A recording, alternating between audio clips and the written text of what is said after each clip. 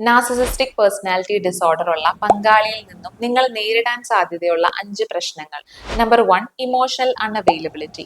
നിങ്ങൾക്ക് ഒരു emotional support ആവശ്യമുള്ള സമയത്ത് അവർ അവൈലബിൾ ആയിരിക്കില്ല. നിങ്ങൾക്ക് വേണ്ട ഒരു ഇന്റിമസിയോ അറ്റൻഷനോ അഫെക്ഷനോ ഒന്നും കിട്ടാത്തത് കൊണ്ട് തന്നെ നിങ്ങൾക്ക് എപ്പോഴും ഒരു ഐസൊലേറ്റഡ് അല്ലെങ്കിൽ അൺഫുൾഫിൽഡ് ഫീലിംഗ് ആയിരിക്കും. Number 2, constant criticisms.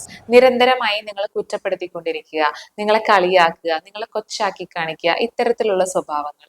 ഇത് നിങ്ങളുടെ സെൽഫ് എസ്റ്റീമിനെയും കോൺഫിഡൻസിനെയും സാരമായി ബാധിച്ചിട്ടുണ്ടാവാം. Number 3, infidelity or emotional affairs.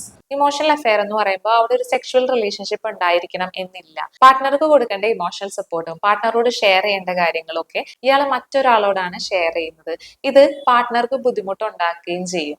അവരെ സംബന്ധിച്ച് നിങ്ങൾക്ക് ഉണ്ടാവുന്ന ഫീലിങ്സ് അവർക്ക് ഇമ്പോർട്ടന്റേ അല്ല. Number 4, playing the victim. ഇവരാണ് എല്ലാ പ്രിവിലേജസും അനുഭവിക്കുന്നതെങ്കിലും മറ്റുള്ളവരുടെ സിമ്പതിയും അറ്റൻഷനും കിട്ടാൻ വേണ്ടി ഇവര് വിക്ടിം ആണ് എന്നുള്ള രീതിയിലായിരിക്കും ഇവർ കാര്യങ്ങൾ പ്രസന്റ് ചെയ്യുന്നത്. ഇവര് സഫർ ചെയ്യുന്നതിന് എല്ലാത്തിനും കാരണം നിങ്ങളാണ് എന്ന രീതിയിലായിരിക്കും അവർ കാര്യങ്ങൾ പറയുക. Number 5, emotional manipulation. നിങ്ങളുടെ ഇമോഷൻസും ആക്ഷൻസും കൺട്രോൾ ചെയ്യാൻ വേണ്ടിയിട്ട് അവർ നിങ്ങളെ മാനിപ്പുലേറ്റ് ചെയ്യാം. അത് ചിലപ്പോൾ ഗിൽറ്റ് ട്രിപ്പ് ചെയ്യുന്നതിലൂടെ ആയിരിക്കാം, നിങ്ങളോട് ദേഷ്യം കാണിക്കുന്നതിലൂടെയോ അല്ലെങ്കിൽ സഹതാപം പിടിച്ചു പറ്റിക്കൊണ്ടോ ആയിരിക്കാം. ഇത്തരത്തിലുള്ള 5 ബുദ്ധിമുട്ടുകൾ നിങ്ങൾ റിലേഷൻഷിപ്പിൽ നേരിടുന്നുണ്ടെങ്കിൽ തീർച്ചയായിട്ടും നിങ്ങൾ ഒരു പ്രൊഫഷണൽ ഹെൽപ്പ് സീക്ക് ചെയ്യേണ്ടതാണ്.